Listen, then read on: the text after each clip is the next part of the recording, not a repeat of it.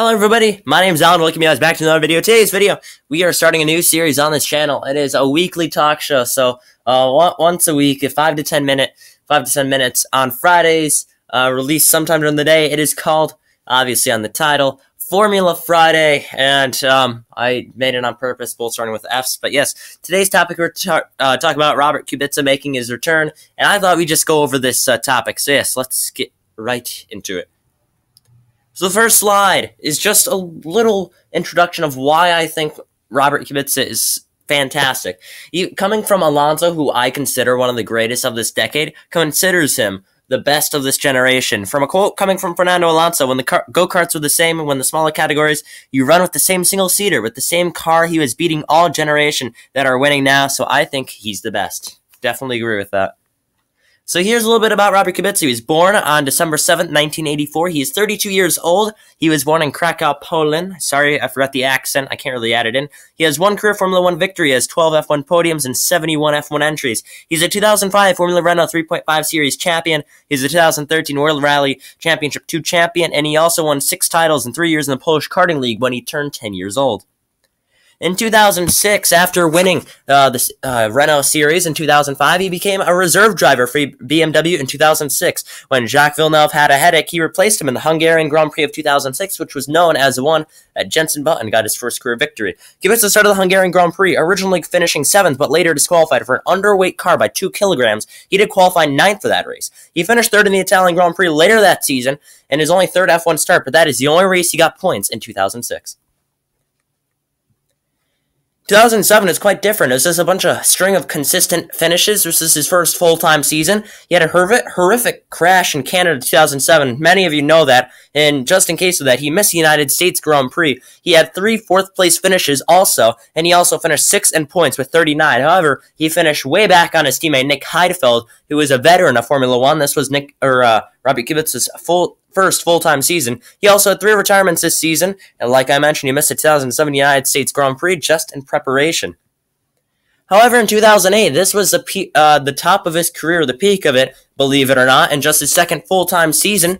He got his first pole position in Bahrain. He got his first victory in Canada because of the whole pit lane mess-up with Raikkonen, Rosberg, and Hamilton, and that's what caused him to win. However, he was definitely a deserving driver. He had 7 podiums that season, finished 4th in the overall World Drivers' Championship. He had 75 points total. Now, this is something I like to point out. He tied in points with Kimi Raikkonen, not only the defending champion, he was driving the best car that year in the Ferrari at his prime, and there is Robert Kubica in a Sauber, just matching the same amount of points. However, he did finish behind him because Raikkonen had more wins. 2009 to 2011 was a little slump, that you should say. He struggled in 2009, and after 2009, BMW left, and at the end of 2009, meaning Kubica was without a ride for 2010. He signed with Renault. He teamed up with Vitaly Petrov. He outperformed Petrov by an impressive 109 points. Remember, Kubica only got 136 points that year in 2010, and in 2011, Kubica got injured in a rallying incident in 2011 before the F1 season started. Now, this is where I get into detail. What if he never got injured? Well, there's 2011. The 2011 Renault Lotus was a little bit better than 2010 Renault. Petrov improved by just 10 points in 2011 and actually got a podium. Knowing that, Kubica could have also gone top 6 in points and have gotten multiple podium finishes in that car, knowing that he got 2 to 3 podiums in 2010. In 2012, Kimi Raikkonen got 7 podiums and a victory in Abu Dhabi. We saw 2008, Kubica tied Raikkonen in the slower car when Raikkonen was in his prime. Remember, now Raikkonen has returned. He skipped 2 years of F1. Now, he's not at his prime, obviously. So, my prediction is, if Kubica stayed at Lotus and Renault, never got injured, he could have gotten at least the same results, maybe a lot better, and he could have challenged for the championship, knowing that how diverse the 2012 season was with 8 different victors. 2013, if staying with Lotus, would have gotten the same results in 2012. Car was pretty much the same. Future world champion? Maybe. Because you remember, Ferrari scouted him, and they were thinking of putting him on the team with Alonso due to Massa underperforming. We don't know. If he went to Ferrari, he could have, if he stayed with the team long enough to where in 2015, 2017, where they had a winning car.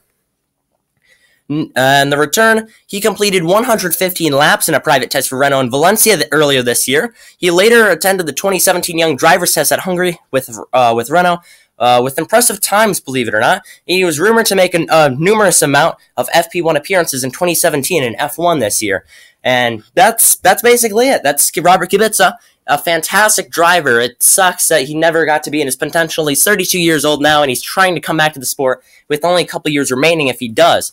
Thank you, everybody, for watching. My name's Alan, and if anyone was wondering, next week's topic, we'll be talking about the man, the myth, the legend, Pastor Maldonado. Thank you, everybody, for watching. My name's Alan. Stay tuned to the same place, on the same time, on the same channel. My name's Alan. See you guys back for another video on this channel. Peace.